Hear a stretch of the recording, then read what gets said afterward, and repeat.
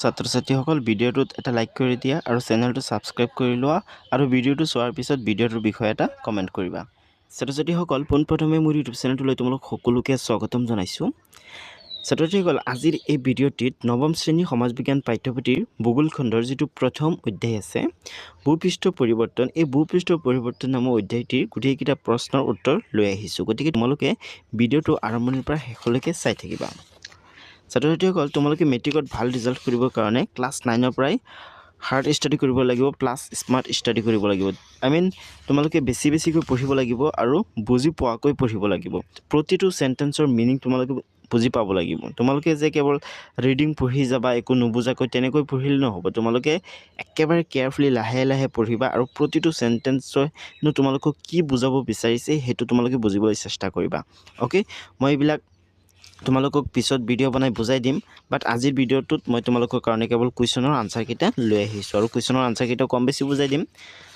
ছাত্ৰ-ছাত্ৰীসকল তোমালোকে যিবোৰ চেনেলটো ছাবস্ক্ৰাইব কৰা নাই তেনেহ'লে চেনেলটো ছাবস্ক্ৰাইব কৰা আৰু তোমালোকে বাকী পাঠবোৰৰ ভিডিঅ' চাবৰ কাৰণে প্ৰশ্নোত্তৰ লিখিবৰ কাৰণে তোমালোকে মোৰ চেনেলটোৰ প্লেলিষ্ট ছেকশ্যন চেক কৰিবা। তোমালোকে প্লেলিষ্টত গোটেইকেইটা পাঠৰ ভিডিঅ' পাই যাবা। ছাত্ৰ-ছাত্ৰীসকল ইয়াত চোৱা, ইয়াত তোমালোকক মূল কথা বুলি দিছে। চোৱা, এয়া হ'ল মূল কথা। এইখিনি তোমালোকক মনত ৰাখিবলগীয়া কেইটামান কথা দিছে। এইকেইটা তোমালোকে মনত ৰাখিবা আৰু এইকেইটা তোমালোকে কেয়াৰফুলি পঢ়িবা। এইকেইটাৰ পৰা পৰীক্ষাত 1 মাৰ্কৰ হ'লেও প্ৰশ্ন আহে। এইকেইটা পৰীক্ষাৰ দৃষ্টিকোণৰ পৰা বহুত ইম্পৰ্টেণ্ট হয়। অ'কে, ছাত্ৰ-ছাত্ৰীসকল এয়া হৈছে তোমালোকৰ অনুশীলনী। ইয়াত তোমালোকক কেইটামান প্ৰশ্ন দিছে, প্লাছ তোমালোকক ইফালে কেইটামান প্ৰশ্ন দিছে। চোৱা, তো এইটো পাঠত তোমালোকক বহুতকেইটা প্ৰশ্ন দিছে। তোমালোকে প্ৰতিটো প্ৰশ্নৰ উত্তৰ মুখস্থ কৰিব লাগিব মেট্ৰিকত ভাল ৰিজাল্ট কৰিবৰ কাৰণে। ক্লাছ 9ততো ৰিজাল্ট ভাল কৰিবই লাগিব, কিন্তু তোমালোকে ক্লাছ 9ৰ পৰাই মেট্ৰিকৰ কাৰণে প্ৰিপেয়াৰ হ'ব লাগিব, কাৰণ এইবিলাক এটাৰ সৈতে এটা লগ লাগি আছে। অ'কে, তোমালোকে ক্লাছ 9 যদি ভালকৈ পঢ়া তেনেহ'লে ক্লাছ 10 তোমালোকৰ কাৰণে একেবাৰে ইজি হৈ যাব। চ' এতিয়া ব'লা প্ৰশ্নৰ উত্তৰকেইটা আলোচনা কৰোঁ। ছাত্ৰ-ছাত্ৰীসকল তোমালোকৰ অনুশীলনীৰ 1 নম্বৰ প্ৰশ্নটো হ'ল ভূপৃষ্ঠত মহাদেশ আৰু মহাসাগৰৰ বিতৰণৰ এটি আভাস দিয়া।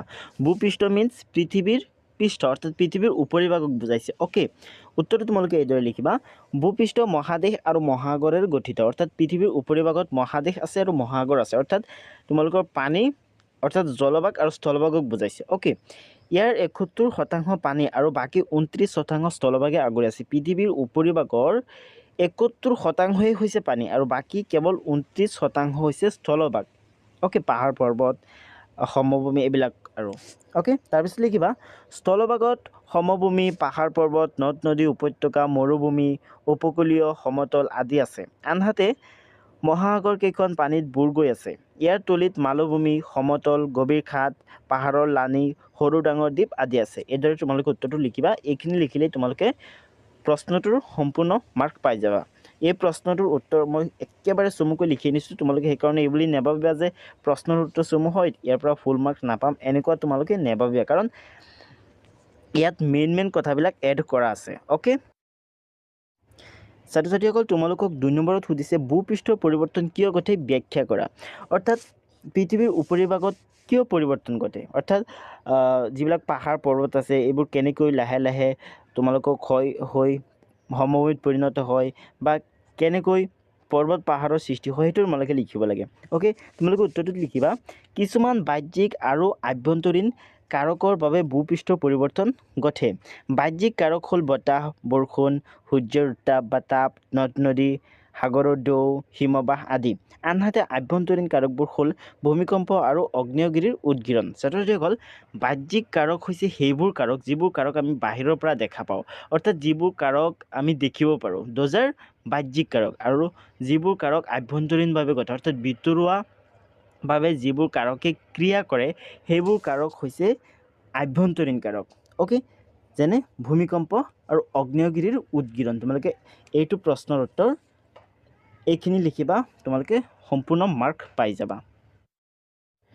তোমালোকক 3 নম্বৰত দিছে বাহ্যিক কাৰক মানে কি, কেইটামান বাহ্যিক কাৰকৰ নাম লিখা। তো ছাত্ৰ-ছাত্ৰীসকল এইটো প্ৰশ্নৰ উত্তৰ একেবাৰে ইজি হয়। তোমালোকে এই প্ৰশ্নটোৰ উত্তৰ এইদৰে লিখিবা, যিবোৰ কাৰকৰ বাবে বাহিৰৰ ফালৰ পৰা ভূপৃষ্ঠৰ পৰিৱৰ্তন সংঘটিত হয় তাকে বাহ্যিক কাৰক বোলে। অ'কে, কেইটামান বাহ্যিক কাৰক হ'ল বতাহ, বৰষুণ, সূৰ্যৰ উত্তাপ, নদ নদী, সাগৰৰ ঢৌ, হিমবাহ আদি। এই যে বতাহ, বৰষুণ, সূৰ্যৰ উত্তাপ, নদ নদী, সাগৰৰ ঢৌ, হিমবাহ এইবোৰে আমি বাহিৰৰ পৰা ক্ৰিয়া কৰি থকা দেখা পাওঁ। অ'কে, অৰ্থাৎ এইবোৰে বাহিৰৰ পৰা ক্ৰিয়া কৰে, সেইকাৰণে এইবোৰক বাহ্যিক কাৰক বুলি কোৱা হয়। অৰ্থাৎ যিবোৰ কাৰকে বাহিৰৰ পৰা ক্ৰিয়া কৰে সেই কাৰকবোৰকক কি বুলি কোৱা হয়? বাহ্যিক কাৰক বুলি কোৱা হয়। বাহ্যিক শব্দটোৰ পৰা আমি বুজিব পাৰিব লাগিব যে বাহ্যিক মানে বাহিৰুৱা। অ'কে, তোমালোকে অৰ্থবিলাকৰ মিনিং বুজি পাব লাগিব। অৰ্থবিলাকৰ পৰাই তোমালোকে অৰ্থটোৰ ডেফিনেশ্যন কি সেইটো তোমালোকে বুজি পাব লাগিব। অ'কে, তেতিয়াহ'লেহে তোমালোকে স্মাৰ্ট হ'ব পাৰিবা। নেক্সট 4, ভূমিকম্প আৰু আগ্নেয়গিৰিক কিয় আভ্যন্তৰীণ কাৰক বুলি কোৱা হয়? চ' তোমালোকে এইটো প্ৰশ্নৰ উত্তৰ এইদৰে লিখিবা। ভূমিকম্প আৰু আগ্নেয়গিৰি ভূপৃষ্ঠৰ ভিতৰ ভাগৰ পৰা সংঘটিত হয় বাবে এইবোৰক আভ্যন্তৰীণ কাৰক বুলি কোৱা হয়। তো এতিয়া চোৱা, ভূপৃষ্ঠ আৰু আগ্নেয়গিৰি এইবিলাকে কি কৰে? ভিতৰৰ পৰা কি কৰে? পৃথিৱীৰ আভ্যন্তৰৰ পৰা অৰ্থাৎ পৃথিৱীৰ ভিতৰ ভাগৰ পৰা ক্ৰিয়া কৰে। ভূমিকম্প সংঘটিত হোৱা আমি কেতিয়াও বাহিৰৰ পৰা দেখা নাপাওঁ। ভূমিকম্পৰ ফলটো আমি বাহিৰৰ পৰা দেখা পাওঁ, বাট ভূমিকম্পই ভিতৰৰ পৰাহে ক্ৰিয়া কৰে। অ'কে, আৰু আগ্নেয়গিৰিও এইটো ভিতৰৰ পৰা ক্ৰিয়া কৰে, এণ্ড সেইকাৰণে এই দুটাক আভ্যন্তৰীণ কাৰক বুলি কোৱা হয়। অ'কে, এই কাৰকবোৰে ভূপৃষ্ঠৰ উপৰিভাগ আনকি অন্তৰ্ভাগতো পৰিৱৰ্তন সাধন কৰে। তো তোমালোকে উত্তৰটো এইদৰে লিখিবা। একেবাৰে মই চমুকৈ উত্তৰকেইটা লিখি আনিছোঁ। ছাত্ৰ ছাত্ৰীসকল, তোমালোকক 5 নম্বৰত দিছে নদী অৱবাহিকা বুলিলে কি বুজায়? নদী অৱবাহিকাৰ এটি চিত্ৰ আঁকা। তোমালোকে ইয়াৰ উত্তৰটো এইদৰে লিখিবা। এখন নদীয়ে ইয়াৰ উপনদী, শাখা নদী আদিৰ যোগেদি বৰষুণৰ পানী, পৰ্বতৰ ওপৰত জমা হৈ থকা পানী, বৰফৰ পানী আদি কঢ়িয়াই নিয়ে। এনেদৰে এখন নদীয়ে যি অঞ্চলৰ মাজেদি পানী কঢ়িয়াই নিয়ে সেই অঞ্চলক নদী অৱবাহিকা বোলে। অ'কে, তো এইখিনি লিখা হোৱাৰ পিছত তোমালোকে তলত এইটো চিত্ৰ লিখি দিবা। যেতিয়া তোমালোকে এইটো চিত্ৰ লিখিবা তেতিয়া তোমালোকৰ প্ৰশ্নটোৰ উত্তৰ লিখা কমপ্লিট হ'ব। 6, উপনদী কি? ব্ৰহ্মপুত্ৰৰ 2খন প্ৰধান উপনদীৰ নাম লিখা। তোমালোকে ইয়াৰ উত্তৰটো এইদৰে লিখিবা। যিবোৰ নদী কোনো উৎসৰ পৰা সমভূমিৰ মাজেদি বৈ আহি অইন কোনো ডাঙৰ নদীত পৰে তাকে উপনদী বোলে। ব্ৰহ্মপুত্ৰৰ 2খন উপনদী হ'ল মানাহ আৰু ধনশিৰি। চোৱা, ধৰা এইটো এটা ডাঙৰ নদী। অ'কে, তো এই ডাঙৰ নদীটোত সমভূমিৰ মাজেদি অৰ্থাৎ সমতল এৰিয়াৰ মাজেদি যদি অইন এটা সৰু নদী আহি লগ লাগে তেতিয়া এই সৰু নদীটোক ডাঙৰ নদীটোৰ উপনদী বুলি কোৱা হ'ব। অ'কে, ধৰা এইটো ব্ৰহ্মপুত্ৰ নদী আৰু এই দুটা হ'ল তোমালোকৰ ধৰা মানাহ আৰু ধনশিৰি নদী। চ' এই মানাহ আৰু ধনশিৰি নদী হ'ব ব্ৰহ্মপুত্ৰৰ উপনদী। অ'কে, ছাত্ৰ ছাত্ৰীসকল, তোমালোকৰ 7 নম্বৰত দিছে নদীৰ খনন কাৰ্যটি আভাস দিয়া। উত্তৰটোত লিখিবা। নদীৰ সোঁতে ইয়াৰ নামনি অঞ্চলত পাৰ ভাঙি নিয়া কাৰ্যক নদীৰ খনন কাৰ্য বোলে। যেতিয়া নদীয়ে অধিক পানী বহন কৰিব লগা হয় তেতিয়া ইয়াৰ পানীৰ গতিয়ে দুয়োপাৰে হেঁচা দিয়ে, ফলত খনন কাৰ্য সংঘটিত হয়। সাধাৰণতে বাৰিষা কালত খনন কাৰ্য বৃদ্ধি পায়। নদীৰ খনন কাৰ্যই উচ্চ অঞ্চলৰ পৰা শিল, বালি, মাটি আদি কঢ়িয়াই নিম্ন অঞ্চলত জমা কৰে। অ'কে, উত্তৰ তোমালোকে এইদৰে লিখিবা। 8 নম্বৰত দিছে তোমালোকক নদীৰ পাৰ্শ্ব খনন বুলিলে কি বুজা? পাৰ্শ্ব মানে কি? পাৰ্শ্ব মানে হৈছে পাৰ, খনন মানে খহি যোৱা। অ'কে, নদীৰ পাৰ্শ্ব খনন অৰ্থাৎ নদীৰ পাৰ খহি যোৱা। অ'কে, তোমালোকে উত্তৰটো এইদৰে লিখিবা।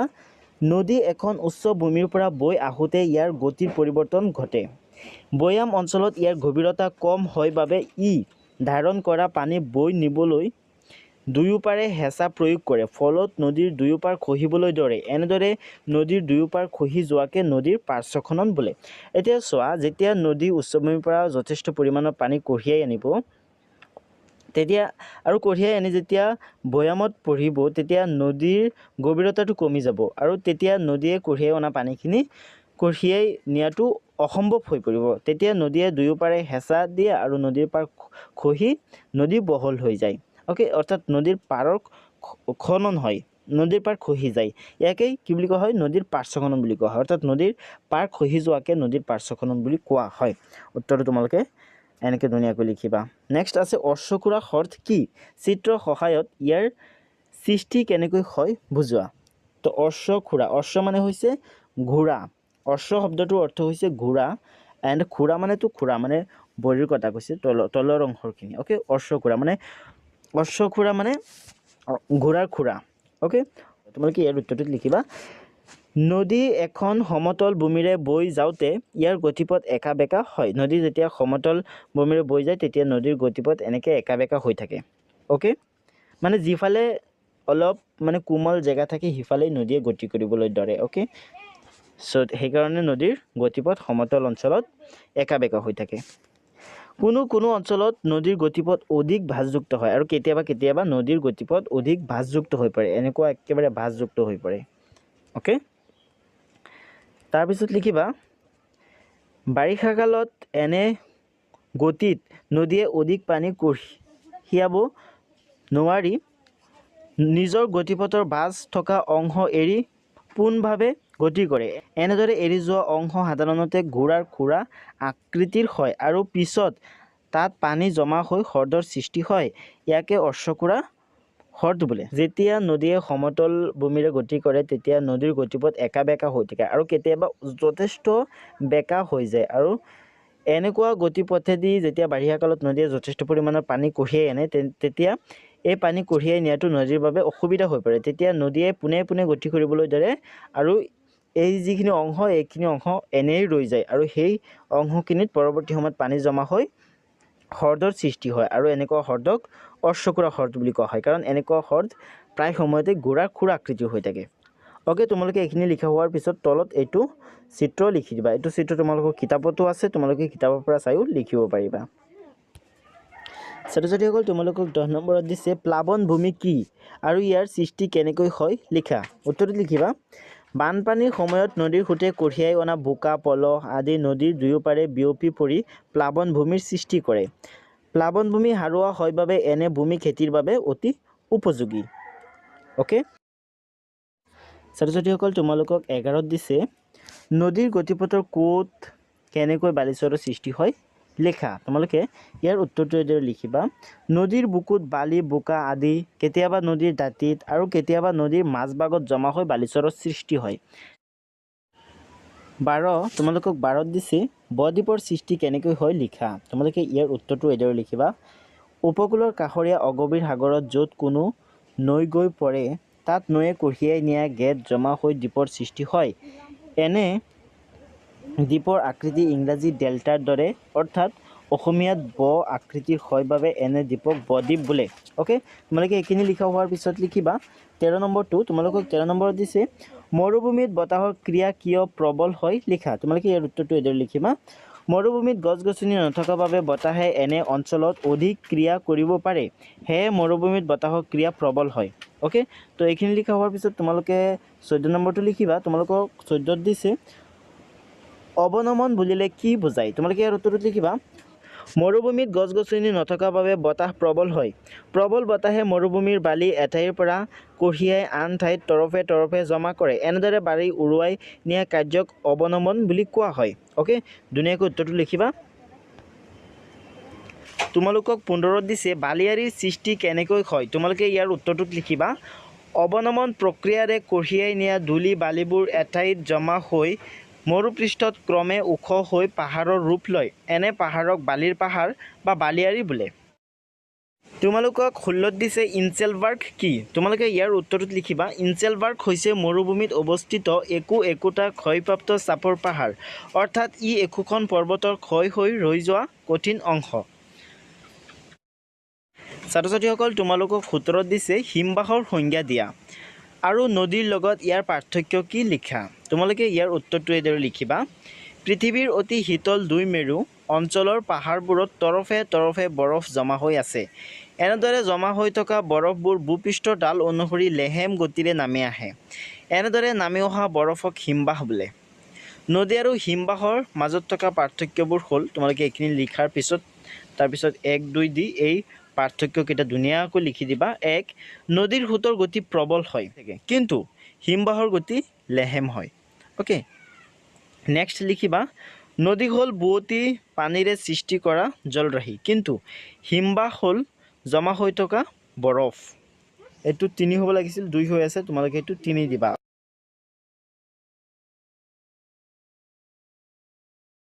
অ'কে, সাধাৰণতে নদী গ্ৰীষ্ম প্ৰধান অঞ্চলত সৃষ্টি হয় কিন্তু হিমবাহ শীত প্ৰধান অঞ্চলত সৃষ্টি হয়। অ'কে,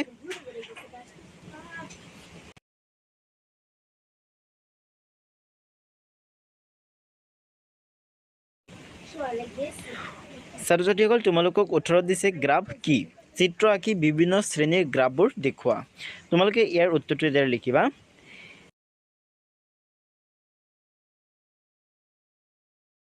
হিমবাহে বৰফৰ উপৰি অন্য বহুতো পদাৰ্থ কঢ়িয়াই আনে এনেদৰে কঢ়িয়াই অনা অন্য পদাৰ্থবোৰক সামগ্ৰিকভাৱে গ্ৰাফ বোলে গ্ৰাফ 4 প্ৰকাৰৰ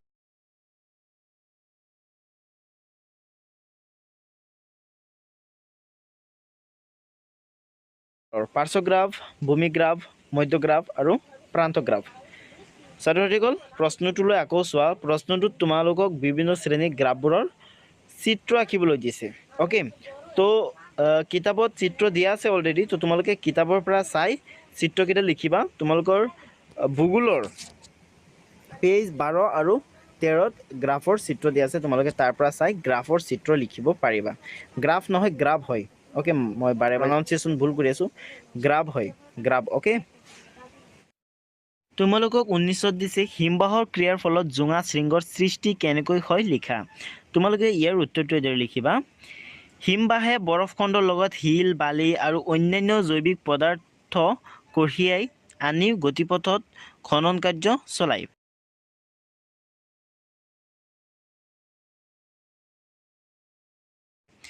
প্ৰবল ঘৰ্ষণৰ ফলত গতিপথ গভীৰ আৰু থিয় ধৰণৰ হয় সকলো ফালৰ খনন কাৰ্যৰ ফলত পৰ্বতৰ শীৰ্ষাংশ জোঙা